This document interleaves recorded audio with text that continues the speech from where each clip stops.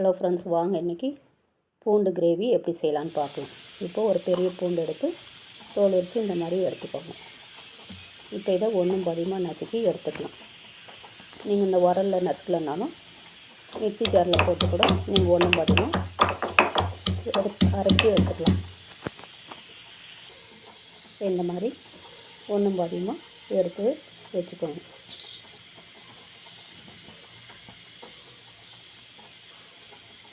இப்போது அடுப்பு பற்ற வச்சு ஒரு கடாய் வச்சுக்கோங்க. அதில் ஒரு 2 ஸ்பூன் எண்ணெய் ஊற்றிக்கோங்க.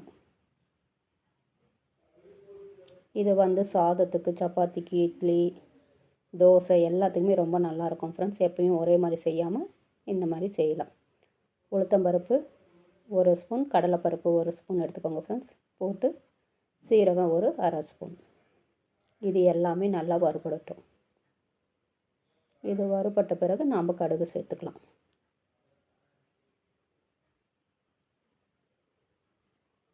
இப்போ சீரகம்லாம் நல்லா வறுபட்டுருச்சு ஃப்ரெண்ட்ஸ். இப்போ இதில் நாம் கடுகு சேர்த்துக்கலாம். கடுகு நல்லா பொரிஞ்ச பிறகு இதில் கருவேப்பிலை சேர்த்துக்கலாம்.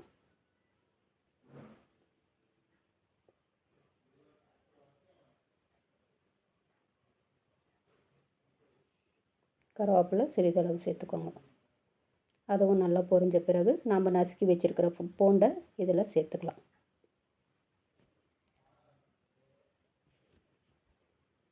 லோ ஃப்ளேமில் வச்சுக்கிட்டு பூண்டை வறுத்து எடுத்துக்கலாம். நீங்கள் ஹையில் வச்சிங்கன்னா தீஞ்சு போயிடும் ஃப்ரெண்ட்ஸ். அதனால் லோ ஃப்ளேமில் வச்சு நல்லா வறுத்துக்கோங்க.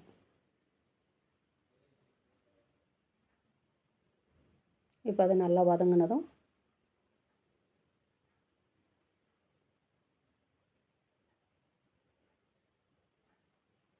அதிலே மஞ்சள்தூள் ஒரு 1/4 ஸ்பூன், தனியாத்தூள் 1 ஸ்பூன், உங்கள் காரத்துக்கு ஏற்ற மிளகாய்த்தூள் சேர்த்துக்கோங்க ஃப்ரெண்ட்ஸ். நான் 1 ஸ்பூன் சேர்த்துருக்கேன். நீங்கள் வேணால் உங்கள் காரத்துக்கு ஏற்ற மாதிரி சேர்த்துக்கோங்க. இது எல்லாமே நல்லா கலக்கி விட்டுருங்க. அடுப்பை லோ ஃப்ளேமில் வச்சுக்கோங்க.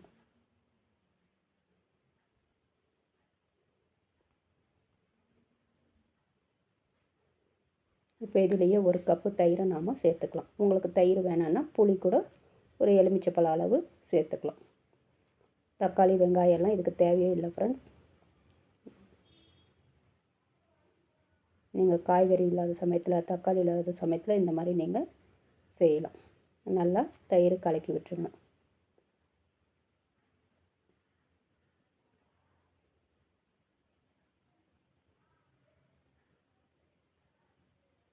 இப்போ இதுக்கு தேவையான அளவு உப்பு சேர்த்துக்கோங்க. இப்போ இதிலே இன்னும் ஒரு 1/2 கப்பு தண்ணி நாம் சேர்த்துக்கலாம்.